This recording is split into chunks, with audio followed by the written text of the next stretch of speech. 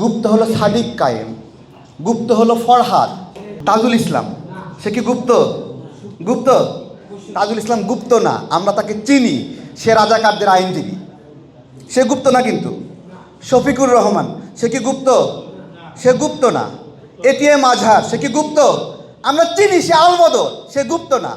গুপ্তকে গুপ্ত হলো সাদিক কায়েম, গুপ্ত হলো ফরহাদ।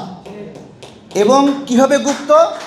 তারা যে গুপ্ত, তারা যখন প্রকাশ্যে আসলো অবশেষে প্রকাশ্যে এলেন সাদিক কায়েম। মানে গুপ্তর ক্ষেত্রে এটা বলতে হয়, অবশেষে প্রকাশ্যে এলেন। কিন্তু তাজুল ইসলাম যে রাজাকারদের আইনজীবী সে কিন্তু গুপ্ত না। রাজাকার মুজাহিদ সে কি গুপ্ত?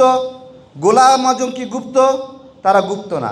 আশা করি গুপ্ত এবং গুপ্ত না এর মধ্যে পার্থক্য আমরা বুঝতে পারছি।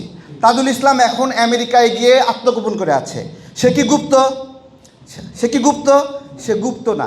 গুপ্ত একটা আইডেন্টিটি, যে আইডেন্টিটি সে তার লুকানো পরিচয়টা লুকায় রাখে, সে যা সেটা প্রকাশ করে না। ঢাকা বিশ্ববিদ্যালয়ের ভিসি সে কি গুপ্ত? আগে যে ছিল আর কি, গুপ্ত না? গুপ্ত, গুপ্ত, গুপ্ত, গুপ্ত। আশা করি আজকে থেকে গুপ্তর পারসেপশন ক্লিয়ার হয়ে যাবে।